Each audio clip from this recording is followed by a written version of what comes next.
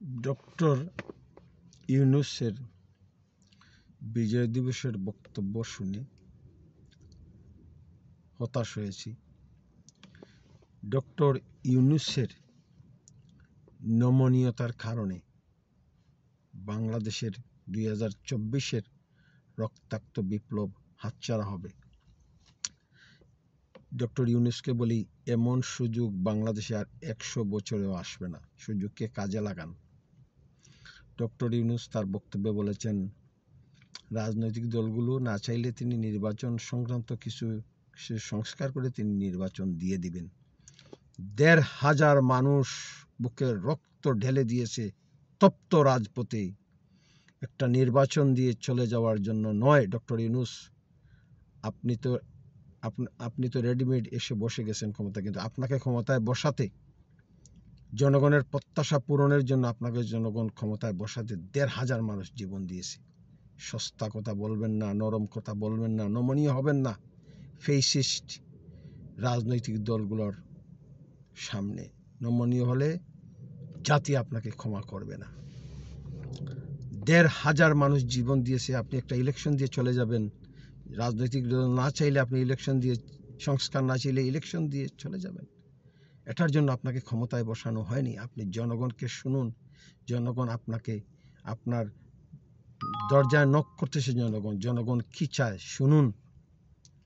যেন ইলেকশন দিয়ে আবার যেন একটা ইলেকশন দিয়ে রাজনৈতিক দল ক্ষমতায় আসবে, আবার ফ্যাসিবাদী চরিত্র ফিরে আসবে। আপনাকে প্রথমেই বড় বড় রাজনৈতিক দলগুলোকে পরিবারতন্ত্রের হাত থেকে মুক্ত করতে হবে। আপনি কি একটি রাজনৈতিক সংস্কার কমিশন গঠন করেছেন? আপনাকে ইকোনমিক রিফর্ম কমিশন গঠন করেছেন? রাজনৈতিক সংস্কার কমিশন গঠন করে এর রিপোর্টকে সংবিধানে অন্তর্ভুক্ত করুন, যাতে কেউ পার্টির প্রধান বারবার হতে না পারে। 2বারের বেশি কেউ পার্টির প্রধান হবে না।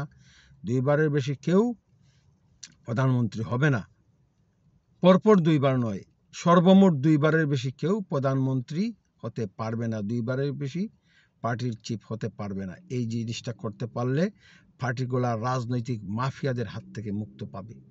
এমপিরা, রাজনৈতিক দলের নেতারা এই পরিবারতন্ত্র বা রাজনৈতিক মাফিয়া নেতার হাত থেকে মুক্তি পাবে। ডক্টর ইউনূস, জনগণের প্রত্যাশা, জনগণের আকাঙ্ক্ষাকে ভুলে যাবেন না। 2024-এর বিপ্লবকে বুকে ধারণ করে সাইমুম ঝড়ের মতো এগিয়ে যান। সংস্কার করুন। সংস্কার যদি 5 বছর সময় যায় তাও নিন। সংস্কার করুন, সাংবিধানিক সংস্কার আনুন, ইলেকশন কমিশন সংস্কার করুন, দুর্নীতি দমন কমিশন সংস্কার করুন, ইকোনমিক সংস্কার করুন, হেলথ রিফর্ম করুন, রাজনৈতিক দলকে সংস্কার করুন, এডুকেশন সংস্কার করুন, সোশ্যাল কেয়ারের বিষয়ে সংস্কার করুন। রেভলিউশনারি সংস্কারগুলো আগে করুন, তারপরে ইলেকশন দিন। আপনাকে 1,500 মানুষ রক্ত দিয়ে ক্ষমতায় বসেছে এই ইলেকশনের ব্যাপারে জ্ঞানার শোনার জন্য নয়। আমরা ইলেকশন চাই না। 53 বছর ধরে আমরা ইলেকশন দেখেছি বাংলাদেশ স্বাধীন হওয়ার পর থেকে। রাজনৈতিক এই পতিত ফেসিস্ট আওয়ামী লীগ থেকে ফেসিস্ট বিএনপি, এই রাজনৈতিক দলগুলো আমাদের জন্য কি করেছে?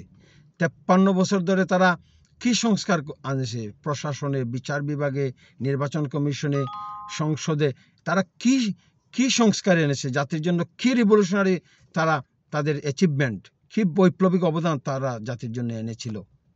অতএব তাদের হাতে এক পতিত ফেসিস্ট স্বৈরাচার হাসিনা, আওয়ামী লীগ চলে গেছে, আরো ফেসিস্ট বিএনপিকে ইলেকশনে আনার জন্য পাগল হয়ে গেছেন।